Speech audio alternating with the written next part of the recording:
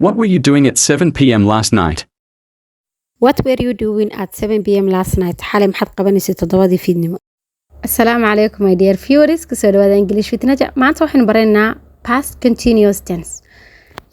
Insha Allah inta hore waxaan ka dhiganaa yar introduction kooban, kadibna inta dambe waxay noqonaysaa su'aalo ama wada sheekaysi. Okay, let's start. Past continuous tense waxa weeyaan ficil soconayay waqti la soo dhaafay. Wuxuu soconayay waqti laga soo tagay oo cayiman. wuxuu soconayay waqti cayiman oo la soo dhaafay. Okay, wuxuu leeyahay form ama qaacido. qaacidadiis waxa weeyaan subjectiga ama ficil sameeyaha waxa lagu darayaa was ama were. Haddii uu ficil sameeyaha uu yahay I, he, she, it ama uu yahay singular waxa lagu darayaa was. Haddii uu yahay you, we, they waxa lagu darayaa were ama uu yahay plural. Okay, waxaad ku sii daraysaa verb. waxaad ku sii daraysaa ing. haddii uu verbkaagu yani tusaale ahaan read oo kale haduu noqdo read akhrin waxaad ku daraysaa ing wuxuu noqonayaa reading. Okay, tusaale yar oo kooban aan isla eegno. I was working yesterday. shalay waan shaqaynay. I was working yesterday. shalay waan shaqaynay. yani hadda ma maantana maaha, waa wax la soo dhaafay. waan shaqeeyay maaha, waa waan shaqaynay. Okay, I was not working yesterday. shalay ma shaqaynayn, waa ayadoo diidmaa. Were you working yesterday? shalay miyaad shaqaynaysay? aynu ka nimadnaa intaa yar kooban aynu bilaabano su'aalihii iyo jawaabihii khuseeyay past continuous tense. Let's start.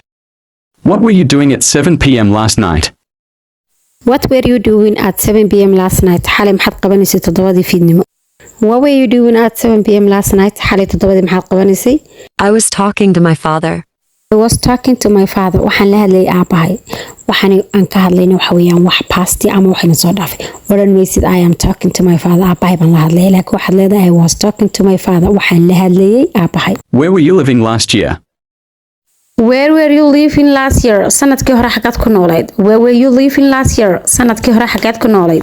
I was living in Mogadishu.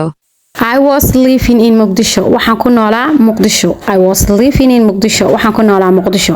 ma oranaysid I am living in Mogadishu. taasi waxa weeyaan waa present ama waa waxa hadda jooga. insha Allah casharada dambe waxaan kaga hadli doonaa present iyo sidoo kale waxaan kaga hadli doonaa future insha Allah. Who were you talking to a few minutes ago? Who were you talking to a few minutes ago? daqiiqada ka hor yaad la hadlaysay. Who were you talking to a few minutes ago? daqiiqada ka hor yaad la hadlaysay. I was talking to my sister. I was talking to my sister. waxaan la hadlayay walaashay. I was talking to my sister. waxaan la hadlayay walaashay. What was he watching on TV?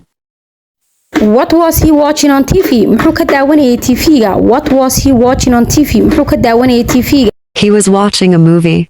He was watching a movie. wuxuu ka daawanayay movie ama film. He was watching a movie. wuxuu ka daawanayay What film. was she doing when you called her? What was she doing when you called her? markaad soo wacday maxay qabanaysay ama markaad soo garaacday? She was reading a book.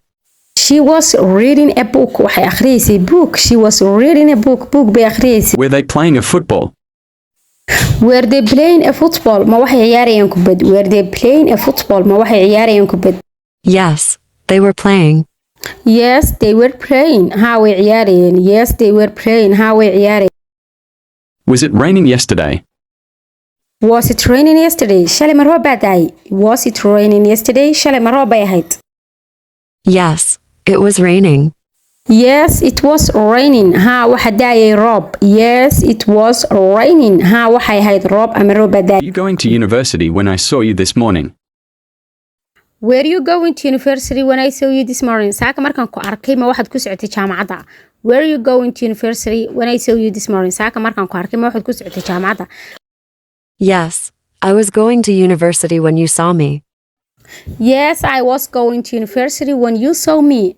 ha waxaan ku socday jaamacadda markaad i aragtay. Yes, I was going to university when you saw me. ha waxaan ku socday jaamacadda markaad i aragtay.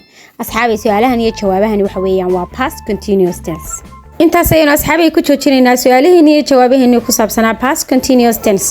haddaba haddii aad nagu cusub tahay subscribe taabo, lacagta inoo taabo, asxaabtaada noo share gare. aad ayaad u mahadsantihiin. السلام عليكم ورحمة الله وبركاته.